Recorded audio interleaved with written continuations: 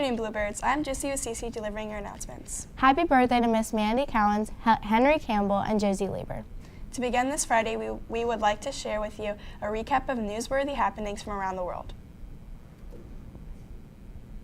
In St. John, New Brunswick, the city is completely flooded, reaching historic levels. The rain has left the city in more than a meter of water, and more rain is expected. In Jemseg, further north on the St. John River, the river has gotten up to 6.7 meters, or 22 feet. In Managua, Nicaragua, protests led by the youth of Nicaragua were demonstrated against President Daniel Ortega's corrupt rule. Ortega's security forces detained hundreds and killed dozens. Off the coast of Suriname, a boat full of 20 Guyanese people were beaten and robbed. Most of the men either died or went missing. 4 escaped. In Rome, Italy, a recent election for the coalition government has led to not one party having a majority in the government. So, President Sergio Mattarella has decided to hold new elections to see if a party can get a majority. In Yerevan, Armenia, protests have caused the Prime Minister Serge Sargsyan to have resigned.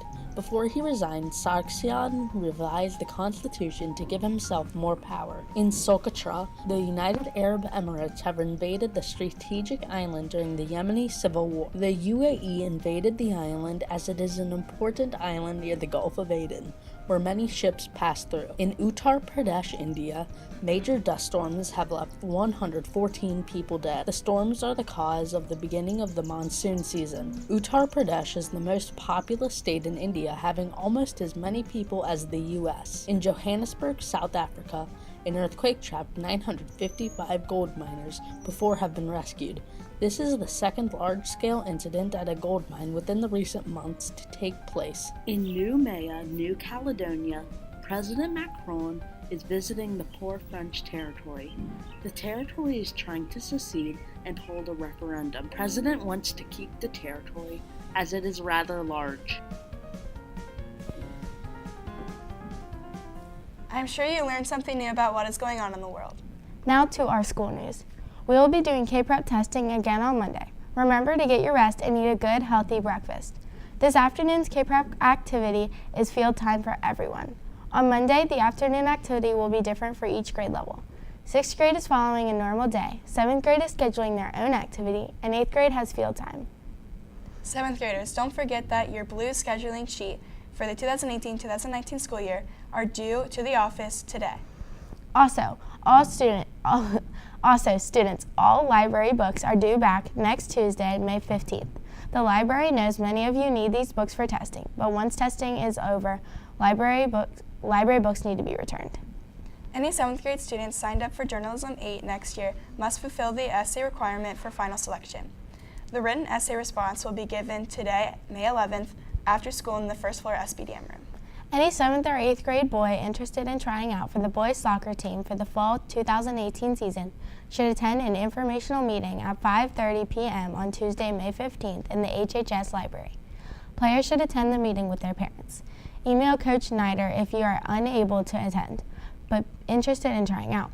His email address is in the Schoology announcements. This meeting is for any student that would be in grades 8 through 12 during the 2018-2019 school year. Shop at Blue Marble Books today and Saturday. 15% of all proceeds will be given back to help fund the HMS Odyssey of the Mind team that is headed to World Finals. Please note that other discounts will not be honored with the purchase. Now for the answer to this week's calendar clue. The answer is San Marino. Here is more information about this tiny enclave. Congratulations to Bodie Russell. He is the only person to correctly decipher the clues this week. Many were close, but Vatican City was not the answer. Here is more on San Marino.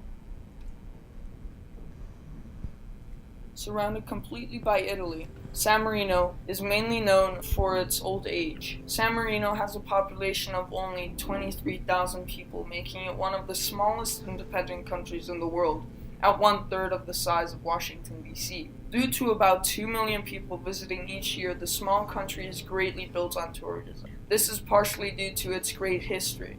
The country has the earliest constitution that is still in effect. The constitution and legitimacy of the San Marino government was under threat during the Napoleonic Wars, in which they befriended France and were able to survive through the war. During the friendship, Napoleon exempted San Marino from any taxation and 4 cannons and 2,200 pounds of wheat. These gifts mysteriously never found their way to San Marino. Today, San Marino has a unitary government, meaning that little to no power is given to the subdivisions of the country. This makes sense as San Marino is extremely small. All in all, San Marino has a vast history and will continue to be a great vacation spot for millions.